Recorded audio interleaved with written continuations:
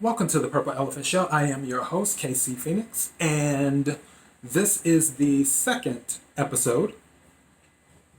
Today, I already recorded the first. You may have watched it, talking about the Russia bounty and why that was such not a huge deal. The show usually is about, or episodes for this show are usually about 15 to 20 minutes long.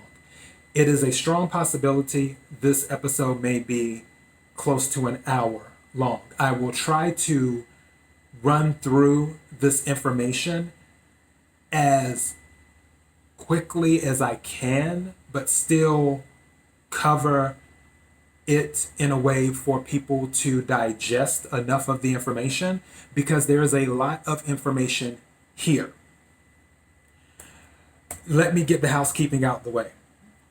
Of course, the main podcasting platform, thepurpleelephantShow.com.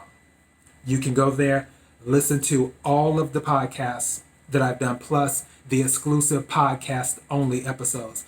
For the podcast only episodes, you'll see the letters PCO right after the episode number. Also, to follow on Twitter at real TPES, on Instagram, The Purple Elephant Show, and of course on my new favorite app, Parler, The Purple Elephant Show. You can follow on those. Please don't forget to like, share, comment, and subscribe. Or if you're subscribing on YouTube, click the subscribe button followed by the notification bell. If you're on Daily Motion, click the subscribe. And that will be great. Okay, there's a lot to unpack here. And give me 2 seconds.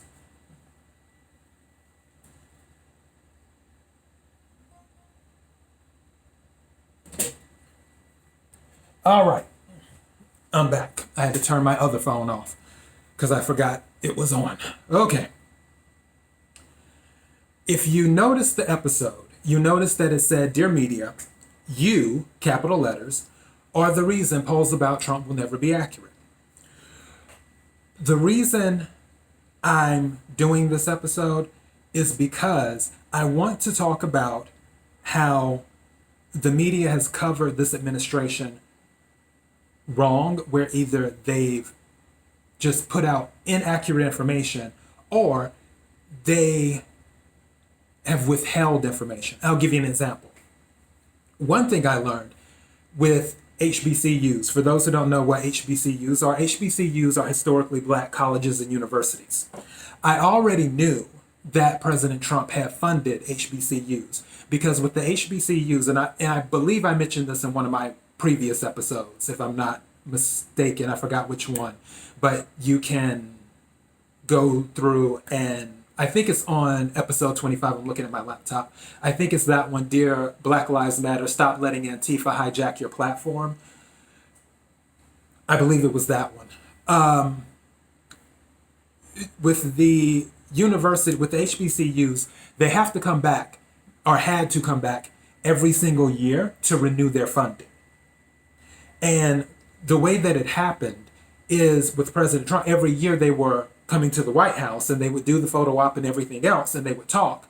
But President Trump asked, because that's who he is, he always, and that's actually one thing I like about him, he always asks questions. And if something doesn't make sense to him, he tries to fix it. And he asks, he's like, why do you come here every year? And they explained that they have to come every year to renew their funding. And he's like, well, other universities don't have to come every year to renew their funding and stuff. And they had a conversation about it. And what President Trump did was he funded them for multiple years.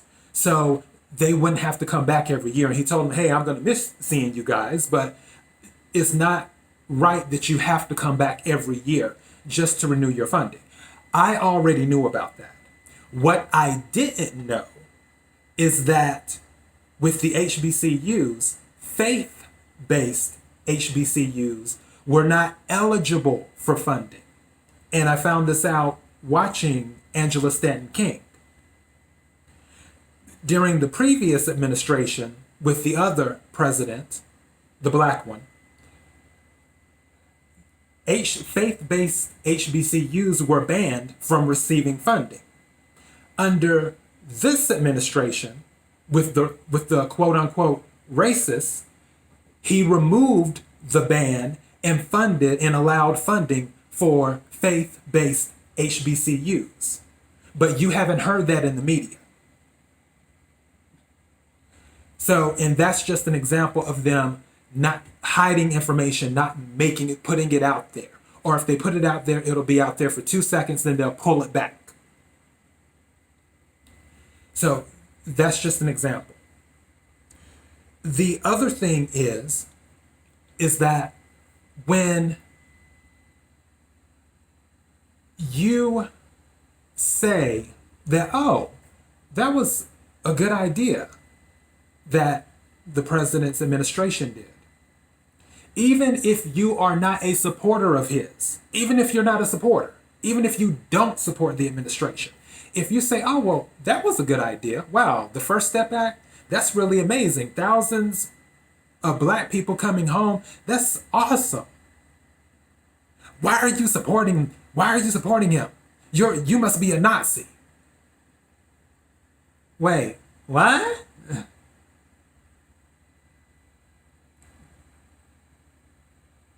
I just said that was a good idea. It was good legislation. It's great that passed.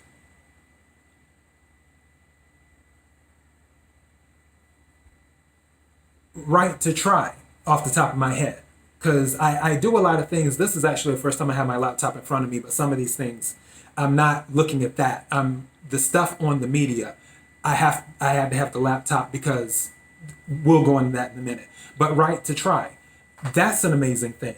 A piece of legislation that was signed, where if you're terminally ill and you've tried other stuff, then you can try experimental medications and see if that will help.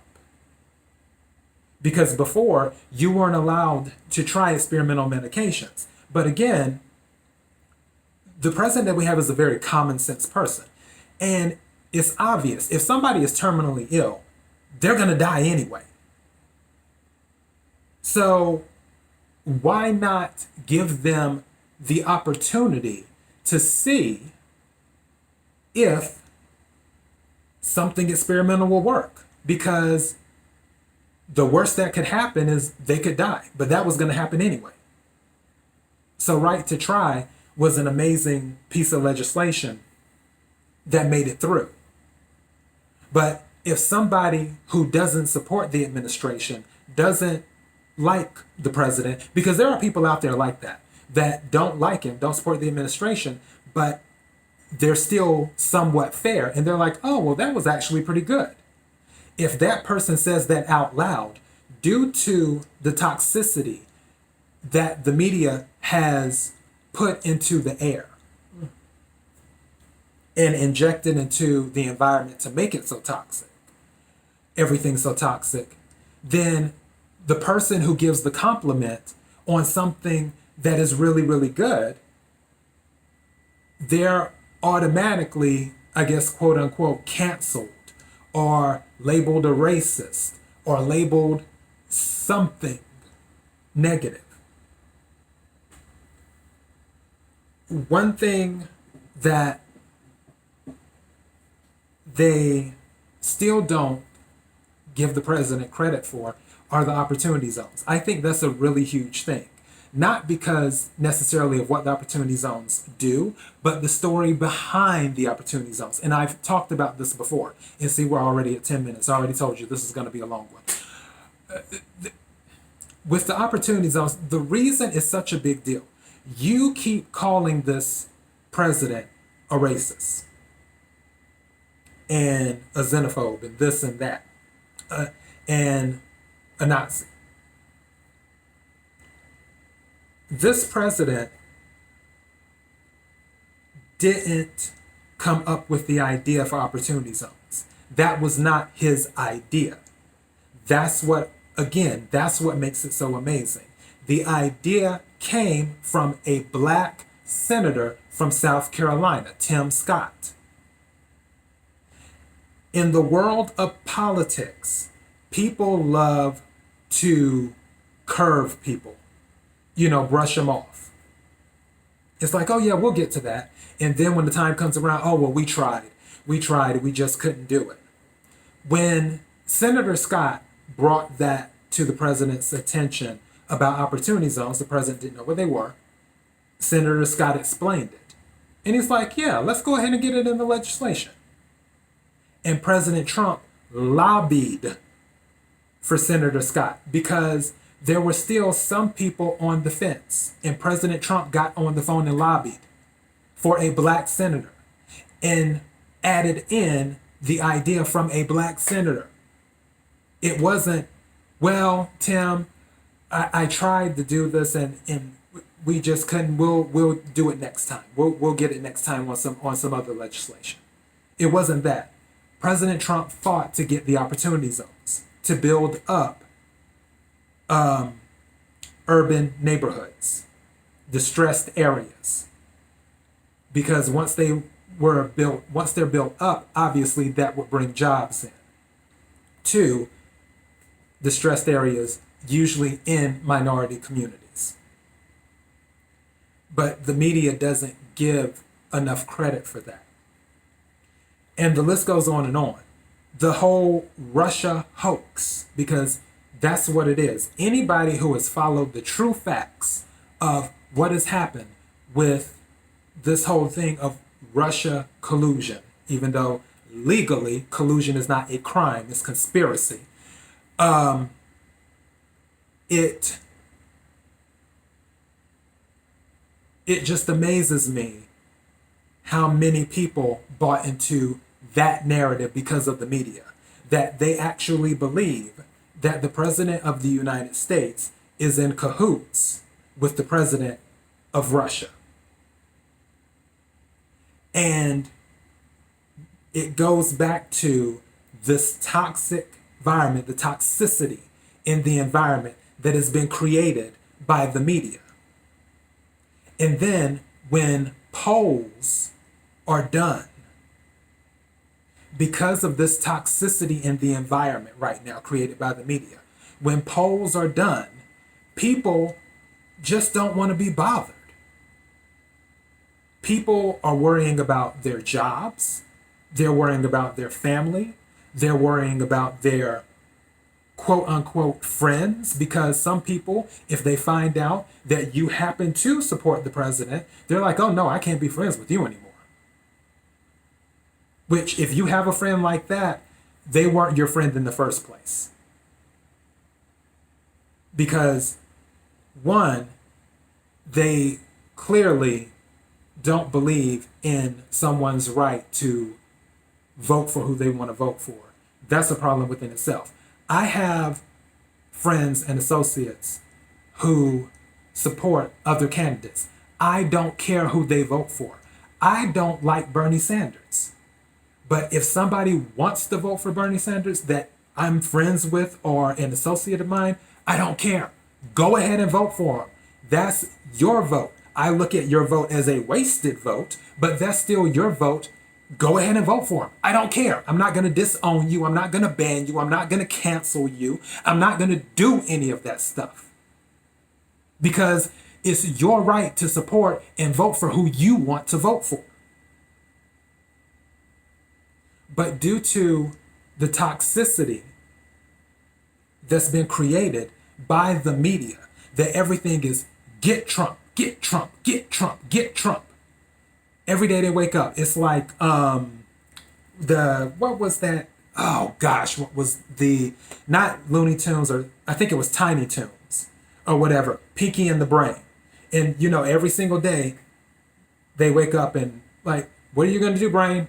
I'm going to take over the world or whatever. And I feel like the media, every day they wake up, well, what are you going to do? I'm going to get Trump. Because all of this is going on. This has made people apprehensive to say how they really feel, which is another episode I'll be doing today.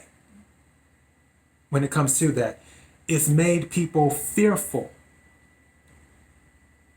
And because people are fearful, or they don't want conflict in their lives, they don't want the unnecessary drama, they just keep quiet. They keep their head down. Me personally, in life, as a lot of people may know throughout my previous episodes, I'm more of an introvert. I usually keep to myself. I don't bother anybody. I don't want you bothering me. We won't have any issues. Because the only time I usually ask somebody what's good is when I'm bothered. I keep to myself. I mind my business. This show is the show. I mean, obviously, I have to speak and do all other stuff, and on my other show, I have to speak and have an opinion. But when I'm living my life, I mind my business. I don't bother anybody because I'm not worried about what the next person is doing, because what they're doing isn't any of my business.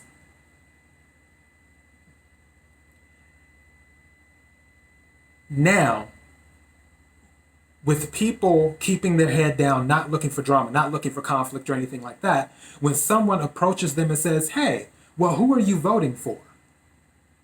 Based off of all of the anarchy and terrorist activity that has happened over the past few months, what person would want to say, oh, well, yeah, I'm voting for Trump? What person would want to go against the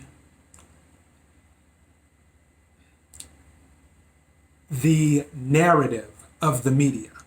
What person would want to go against what the media has created as the majority when really they're more than likely the minority when it comes to opinion? They wouldn't. They just say, oh yeah. And I know of people who have said to me, yeah, I'm voting for Trump.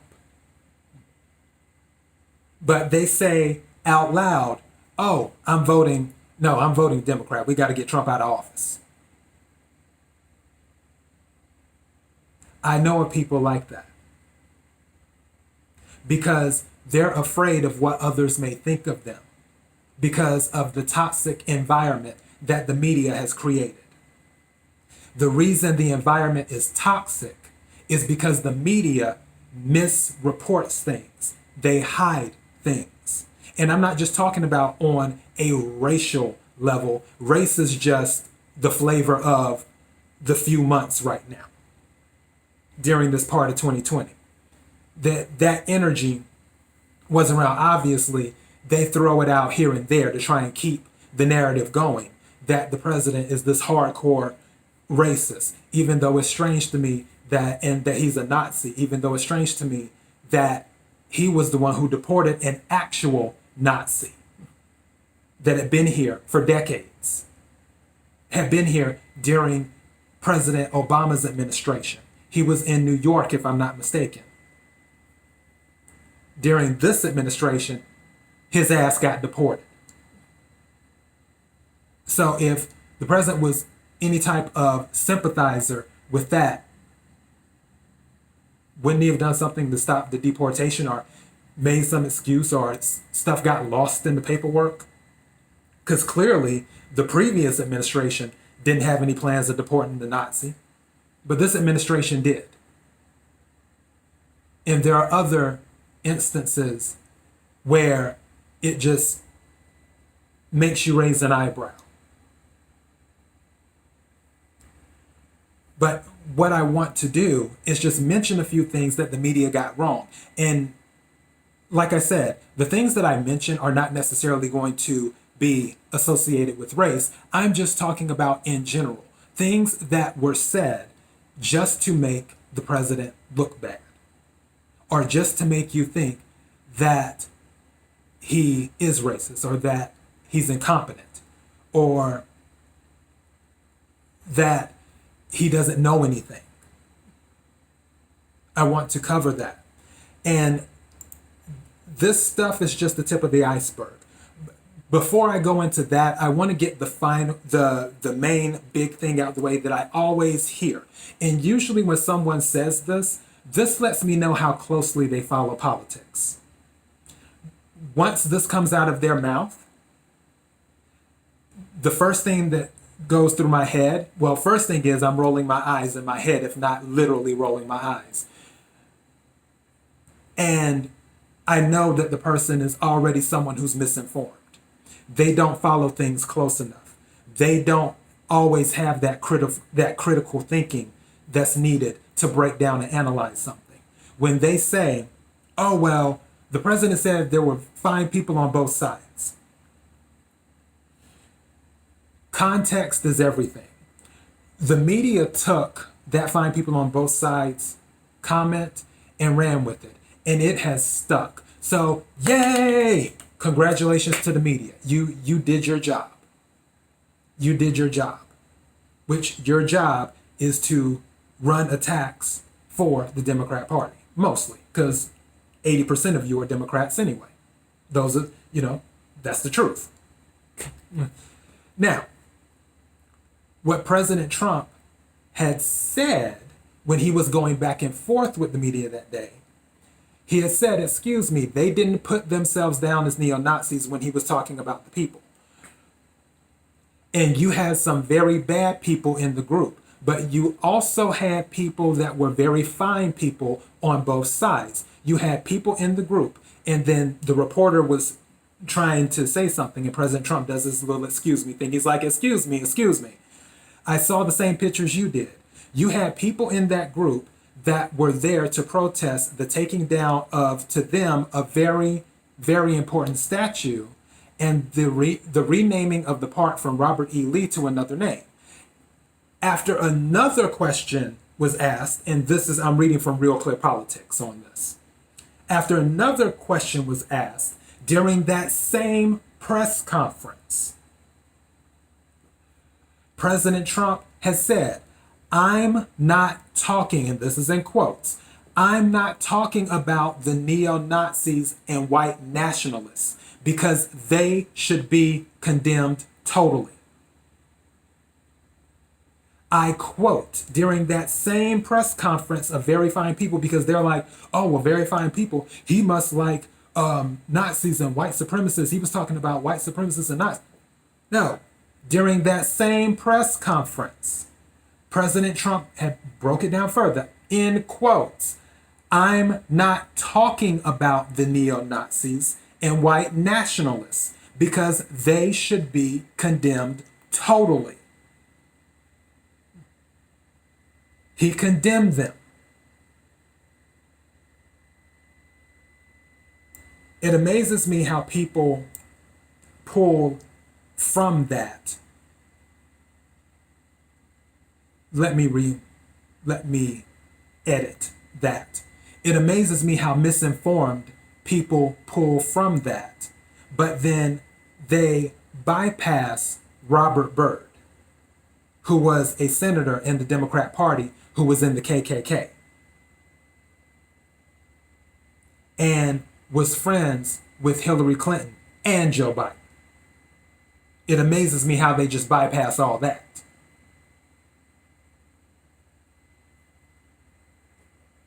But within that same press conference, he said in quotes, I just have to say it one more time for the slow people in the back, I'm not talking about the neo-Nazis and white nationalists because they should be condemned totally.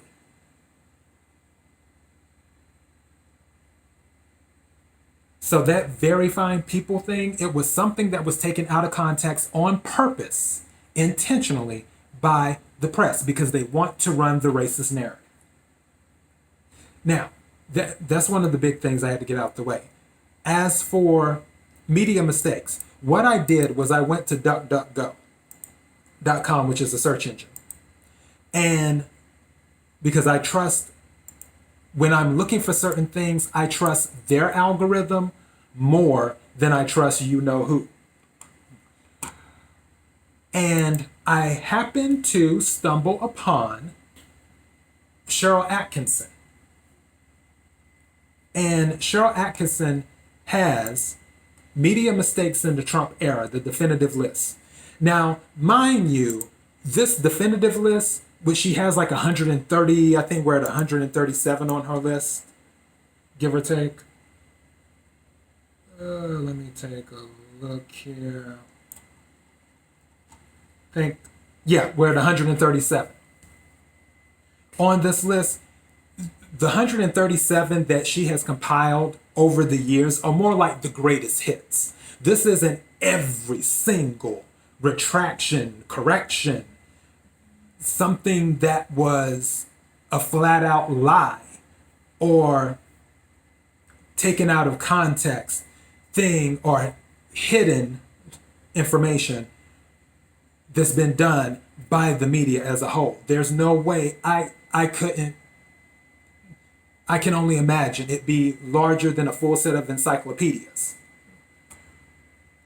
if they were to cover every single thing that the media has done.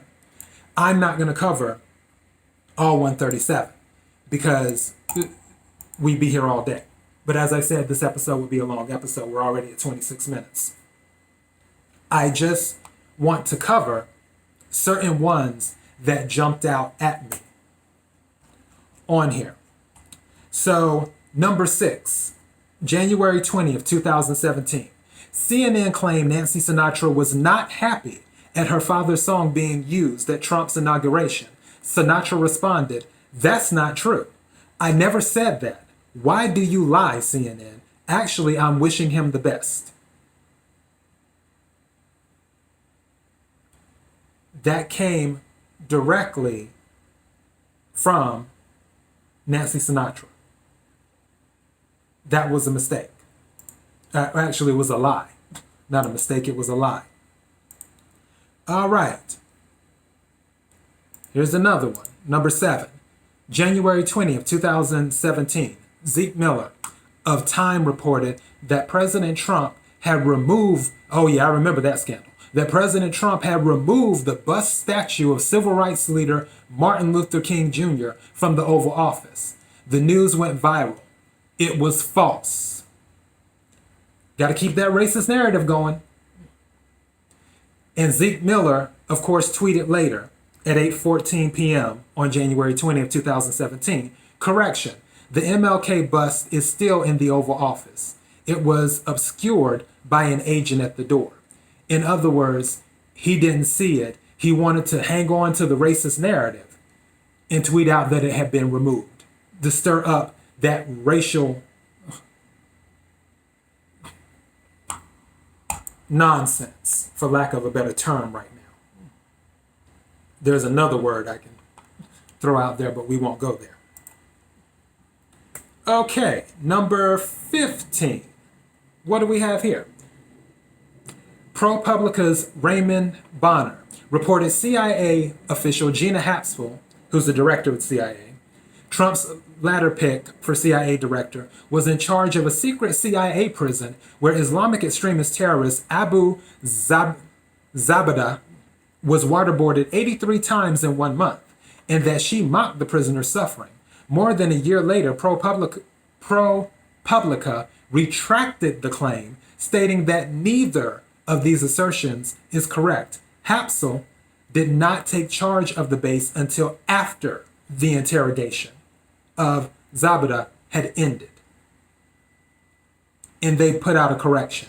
Trump's pick to head CIA did not oversee waterboarding of Abu Zabada.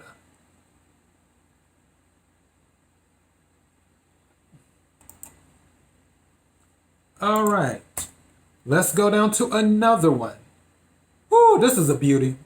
19, June 4th, 2017. NBC News reported in a tweet that Russian President Vladimir Putin told TV host Megyn Kelly, by the way, I watched Bombshell.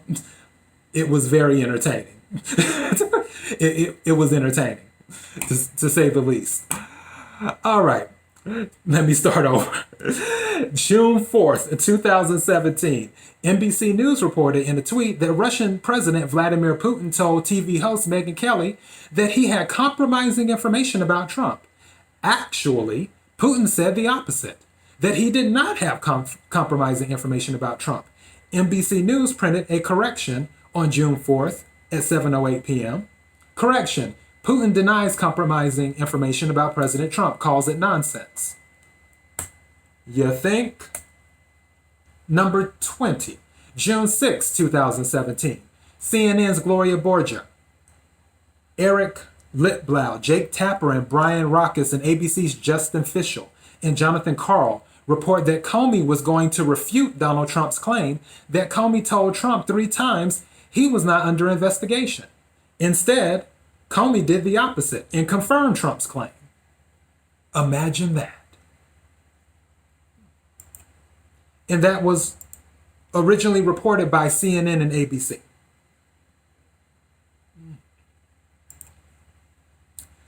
Let me skip down here. What do we have? Number 26, July 6, 2017. The New York Times' Maggie Haberman.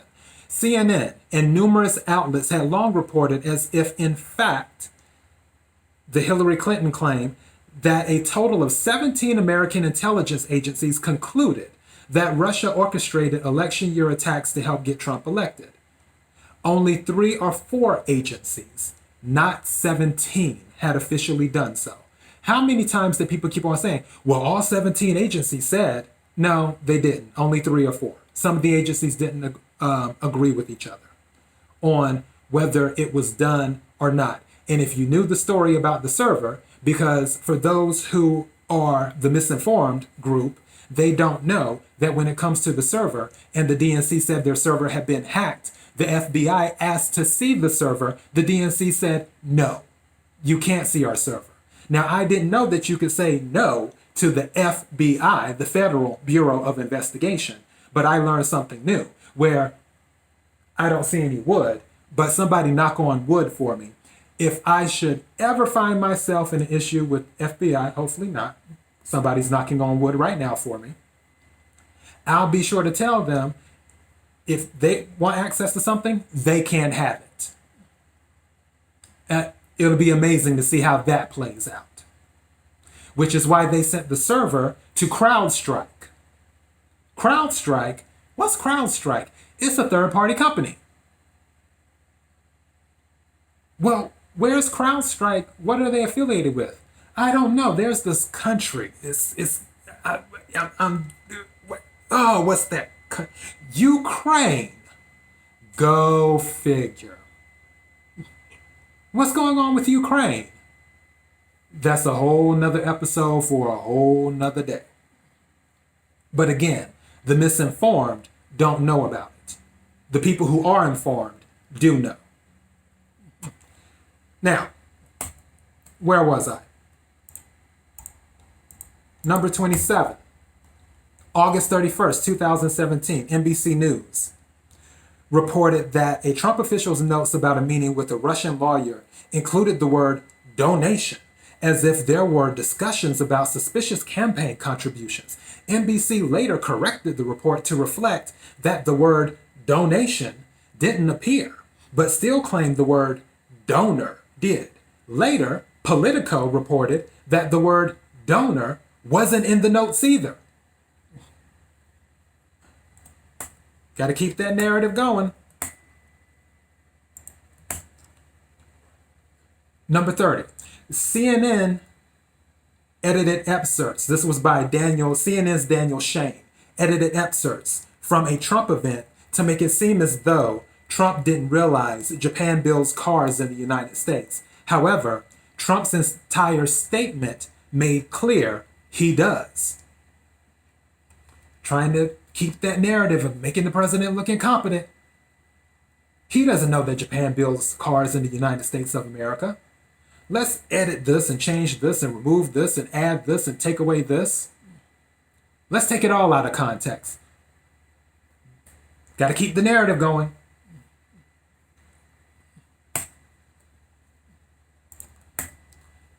Number 35, December 5th, 2017. Bloomberg's Stephen Aarons and the Wall Street Journal's Jenny Strasberg reported the blockbuster that special counsel Robert Mueller has subpoenaed Trump's bank records. It wasn't true. Imagine that.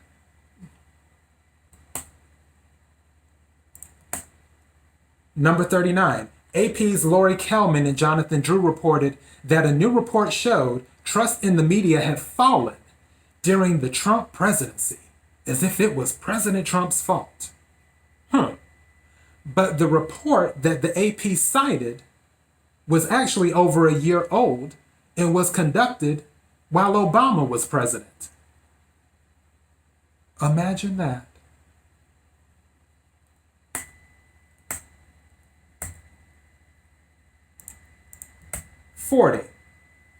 AP's Eric Tucker, Mary Claire Jelinek, and Chad Day reported that ex-British spy Christopher Steele's opposition research against Trump was initially funded by a conservative publication, the Washington Free Beacon.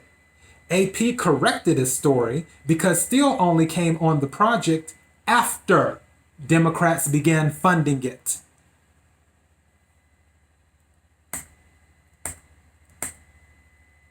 See how all this misinformation and these corrections, people never see them because it happens. They throw it out there for a second, then yank it back.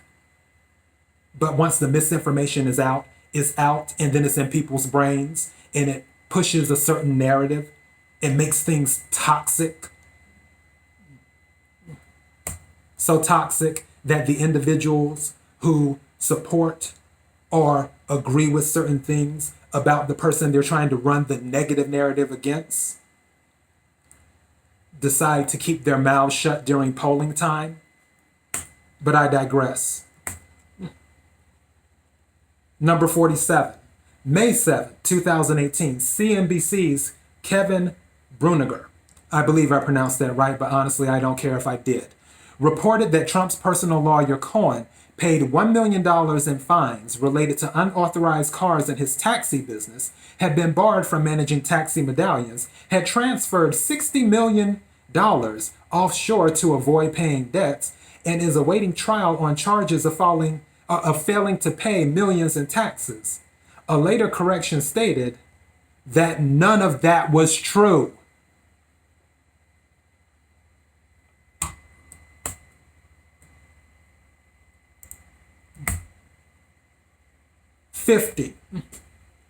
The New York Times' Julie Davis reported the estimated size of a Trump rally to be 1,000 people. There were actually 5,500 people or more in attendance. They issued a correction, but it was probably not seen and no one really probably cared.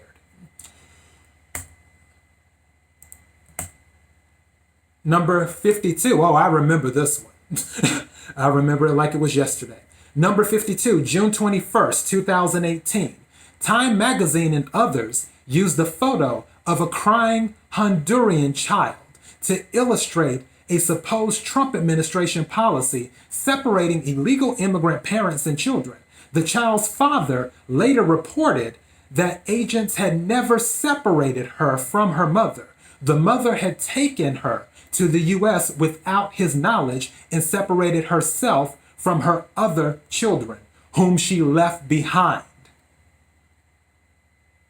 Remember that cover of President Trump looking down on Time magazine and the little girl crying, looking up? Yeah, that's what that was related to. She was never separated. But we got to keep that narrative going, don't we? Good job, media. Got to keep that narrative going.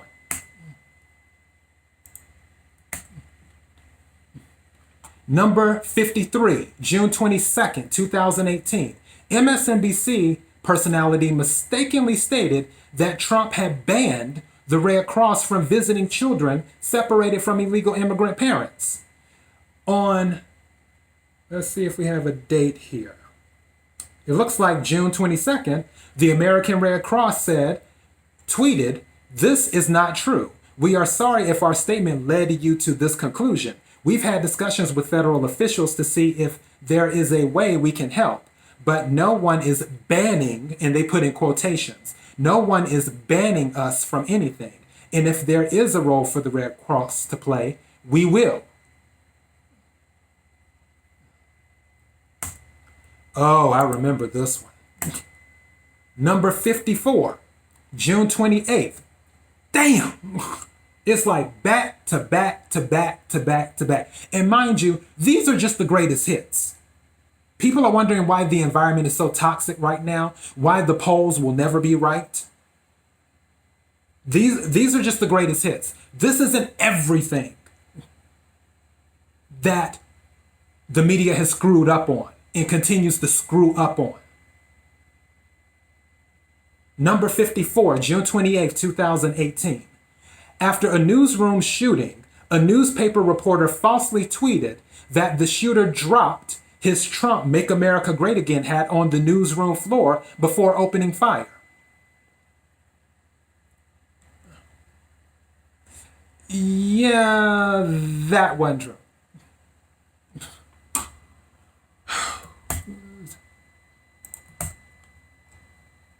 Number 60, October 14th, 2018. NBC News falsely reports that President Trump praised Confederate General Robert E. Lee. Actually, Trump had praised the Union General Ulysses S. Grant. NBC News issues correction for misidentifying Trump's Civil War reference. They issued the correction on October 14th. But they issued the false information first to misinform people, because got to keep that narrative going. You know, he's a racist.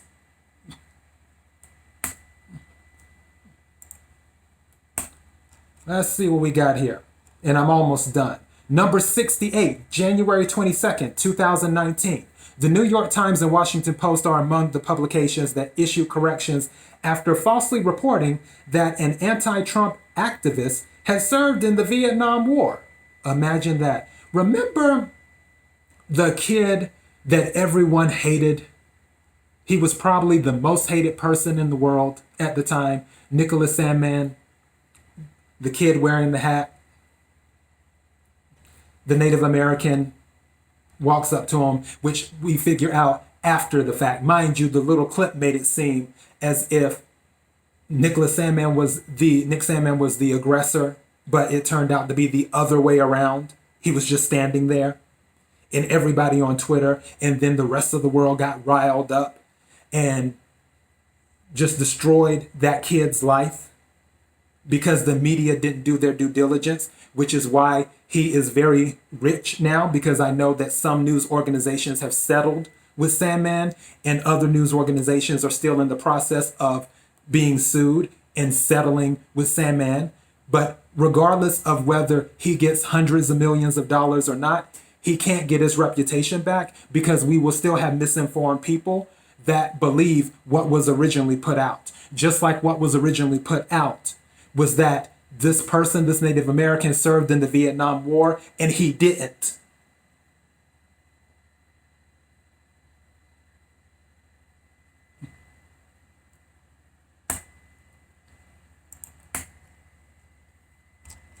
Scroll down here. Number 77. What do we have here? Number 77, another crowd size one. July 4th, 2019. Several news outlets seem to be victimized by a bad case of wishful thinking when they reported that President Trump's 4th of July celebration did not draw crowds. One analysis incorrectly claimed there were small crowds. Donald Trump hoped for a parade to rival Bastille Day. Instead, he got small crowds and soggy tanks. The Guardian featured a photo of an empty podium in Washington, D.C. prior to the celebration and claimed the White House was struggling to draw crowds. However, by any factual statement, the crowds were in fact huge, or as the president likes to say, huge. That's in spite of the bad weather.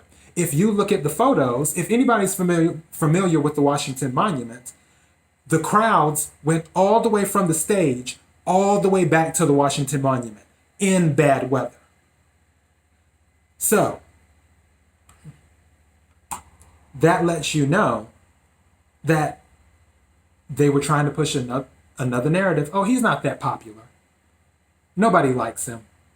Got to keep up that narrative, right? He's not that popular. So when those polls come around, you don't want to say that you're voting for someone who's not that popular, do you? You're voting for the other person, right? Remember when the polls come around? Who are you voting for? Oh, well, that person isn't that popular. Maybe, yeah, I'm voting for Biden. Biden, that's it, Biden.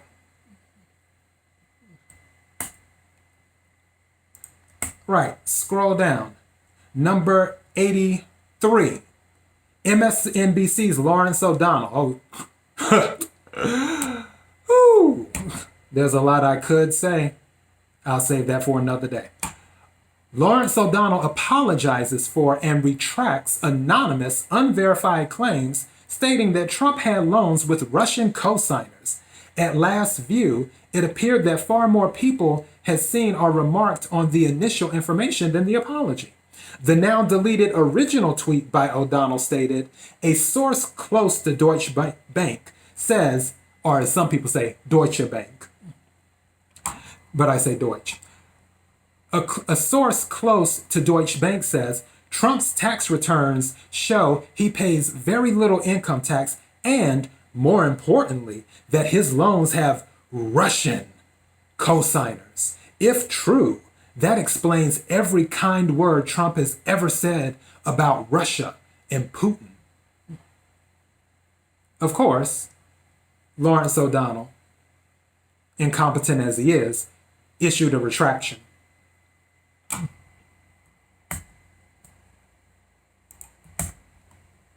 '85. Oh, I remember this one. This is another beauty. '85, September 7th, 2019.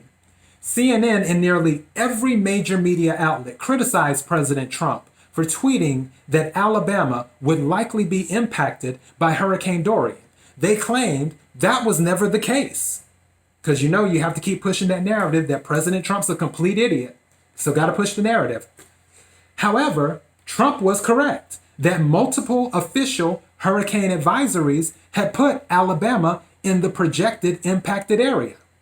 There is no record of any corrections to these incorrect news stories. In fact, there are multiple follow-ups repeating the false claims that Alabama was never in a projected path and doubling down on the claim that Trump was inaccurate. Rather than admit an error, some news outlets skirted the issue, parsing probabilities, would versus could, the National Weather Service versus the National Hurricane Center, and whether tropical storm force winds really qualify as hurricane effects. Do you see a pattern here? And like I said, these I'm taking from the greatest hits provided by Cheryl Atkinson,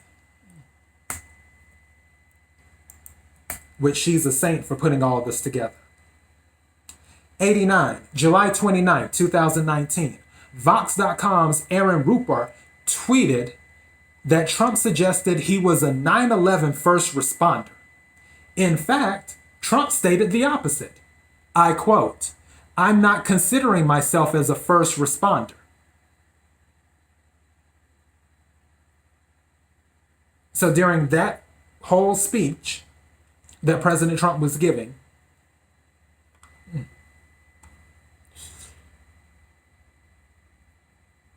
this person with Vox, Trump suggests, and I'm looking at the tweet on July 29th, Trump suggests that he was a 9/11 first responder. But during that speech, he said, "I'm not considering myself a first responder."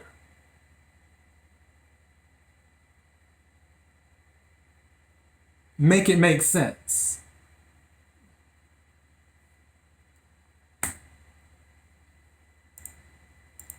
I have two more. Number 96, October 27, 2019. Multiple media claims state the president that President Trump was golfing during the U.S. raid in Syria that captured the head of the Islamic terrorist group ISIS, al-Baghdadi, and that a White House Situation Room photo had been staged. It turns out, according to later reports, that Trump had finished golfing. And side note, when people talk about the president golfing, this is another thing that the media doesn't like to cover. The president doesn't have a salary. He doesn't take a salary. He doesn't take his salary. He donates his salary every quarter. So in other words, he's working for free.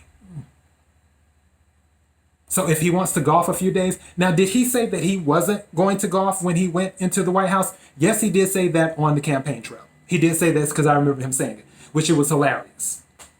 He did say that. You can say, well, he didn't keep his promise. Okay, fine. He didn't keep his promise. But weigh golfing against everything else that he's accomplished. I don't care if the man golfs. Back to this. So it turns out, according to later reports, that Trump had finished golfing and was at the White House during the operation.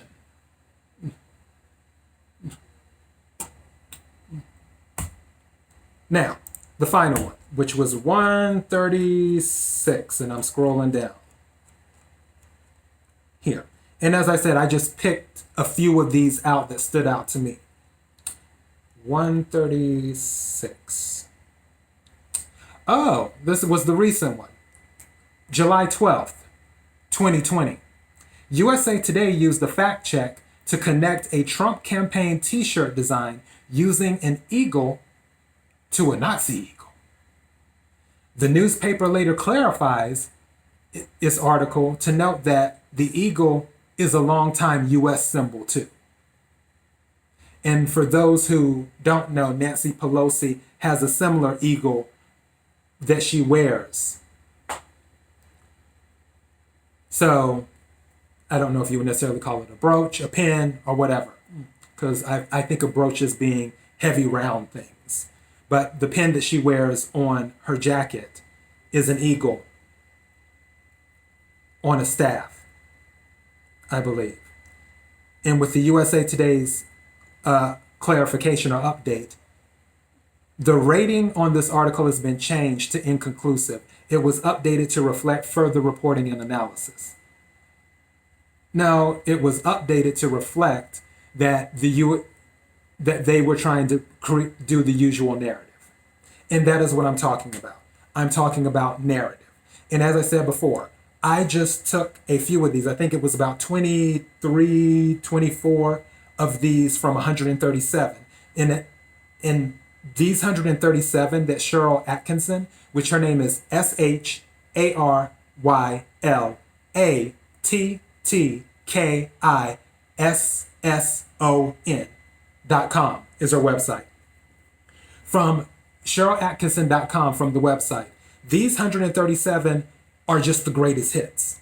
It isn't everything. As I said before, if you took every single thing that the media screws up, it would be larger than a set of encyclopedias.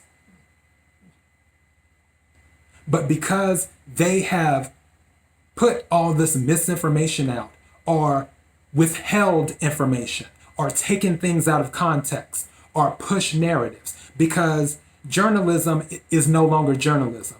It's turned into activism and sensationalism is what it has turned into. Got to get the clicks, because for some reason, and this is for the slow people in the back, when you click on something, regardless if you hate the article or you like the article, when it comes time to sell ads to advertisers, the only thing they're going to see is the clicks. That's why I don't understand if you don't like someone, example, Kim Kardashian West or the Kardashians. Love them or hate them, the haters make them just as much money, if not more, as the people who love them, because they have to click on it because they hate them so much. But while they're clicking on this, they keep them relevant. They raise the ads, because when they raise the ad rates, the platform that is writing about them says, oh, well, we get more clicks when we talk about the Kardashians. They don't see, oh, well, this person hates them or that person likes them or whatever. All they see is the clicks. So we make more money when we talk about the Kardashians. So we're going to talk about them more. If you want to erase somebody that you don't like, don't ever click on their stuff. But some people don't understand how advertising and business works. So that was for the slow people in the back. But media, journalism is not around anymore. It's sensationalism and it's activism. As I said before, at least 80% of current journalists are Democrats. That is a fact. Look it up. Over 92% of the coverage of the current administration is negative. If you keep on throwing this out there and making the atmosphere toxic, what do you think you will get when a pollster calls or investigates? Some people may say, oh yeah, they'll be honest. Other people may not get involved. And then other people may just flat out lie. But because of the incompetence and the arrogance of the media, media, you are the reason the polls will never be right. So congratulations. Everyone's wondering like, well, how did he win in 2016? He won because of you. Because even then, you started to push certain narratives to make it seem like it was a bad thing to support that individual. So when those people who were watching you push this narrative got ready to vote, before they got ready to vote, they said, oh yeah, I'm voting for Hillary. We got to get Hillary in office. But when they got in the voting booth and closed the curtain where no one could see them, they picked a different president, a different individual to be president. Media, the problem is you. The problem has always been you. Because you're not being journalists. You're being activists and sensationalists, and in some cases, anarchists.